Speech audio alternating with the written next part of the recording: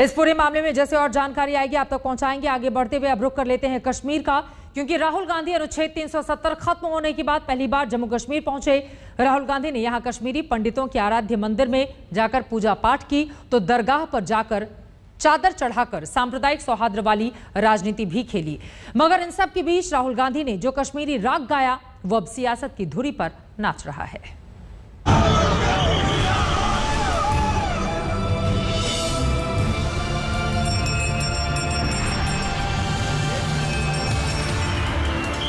श्रीनगर में राहुल गांधी के दौरे ने ऐसी हलचल पैदा की कि इबादत पर ही सियासत शुरू हो गई। किसी ने मंदिर दर्शन पर सवाल उठाए और किसी ने मजार जाने पर राहुल को निशाने पर ले लिया।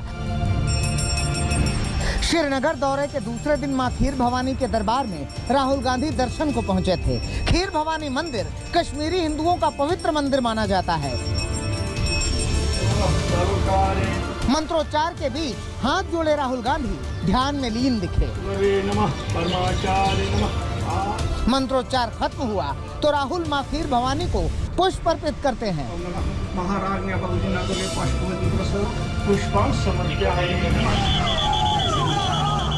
माता खीर भवानी की पूजा के बाद राहुल गांधी हजरत बल दरगाह भी गए। पहले माता खीर भवानी की पूजा और फिर हजरत बल दरगाह का दौरा। इन तस्वीरों का प्रतीकात्मक महत्व है। शायद इसी के जरिए असली कश्मीरियत का संदेश देना चाहते थे राहुल। मेरा परिवार इलाहाबाद में रहता था और इलाहाबाद से पहले मेरा परिवार यहाँ रहता था। मेरे परिवार के लोगों ने भी झेलम का पानी पिया होगा। आपके जो कस्टम्स हैं, आपकी जो सोच है,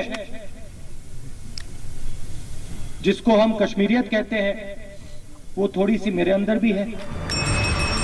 लेकिन आज जैसे ही राहुल गांधी ने खीर भवानी मंदिर में पूजा अर्चना की, सियासी पारा जोर पकड़ने लगा। बीजेपी ने राहुल के दौरे पर सवाल उठा दिए। जब कश्मीरी पंडितों को लहूलुहान किया जा रहा था कश्मीर घाटी में 1990 के दशक में, तब राहुल गांधी और उनके खानदान के लोग मूक दर्शक बन के दिल्ली में तमाशा देख रहे थे। और राहुल गांधी के पार्टी के बड़े नेता तो पाकिस्तान में जाकर भारत विरोधी षड्यंत्र करने वाले आतंकी संगठनों और अलगाववादियों के साथ वहां बैठ के देश के खिलाफ साजिश करते हैं। क्या मुंह लेकर राहुल गांधी जम्मू कश्मीर के अंदर आए हैं? अनुच्छेद 370 हटने के बाद पहली बार राहुल गांधी श्रीनगर के दौरे पर पहुंचे। 5 अगस्त 2019 को कश्मीर का दर्जा बदलने के बाद 24 अगस्त 2019 को उन्होंने विपक्षी नेताओं के साथ श्रीनगर का दौरा करने की कोशिश की थी, लेकिन उन्हें हवाई अड्डे से बैरंग लौटा दिया गया। The government has invited me. Yeah. The governor has said that I'm invited. मुझे इनवाइट किया है तो मैं आया हूँ। आप कह रहे हैं कि नहीं आ सकते हैं, तो that is a bit and government is saying that everything is okay here, everything is normal. So if everything is normal, then why are we not allowed out? It's a bit surprising. अब करीब 2 साल बाद राहुल श्रीनगर के दौरे पर पहुंचे हैं और संकेत के जरिए कांग्रेस के भविष्य के सियासत के संकेत दे रहे हैं। हालांकि कांग्रेस की ऐसी कश्मीरियत हमेशा बीजेपी के निशाने पर रही है। 2 साल पहले संसद में अमित शाह ने इसका जिक्र किया था। मैं पूछना चाहता हूं कि सूफी परंपरा जो थी वो कश्मीरियत का हिस्सा नहीं थी साहब? पूरे देश के अंदर सूफी परंपरा का सबसे बड़ा गढ़ हमारा जम्मू और कश्मीर रहता था। कहां चले गए सूफी? किसने निकाल दिया उनको?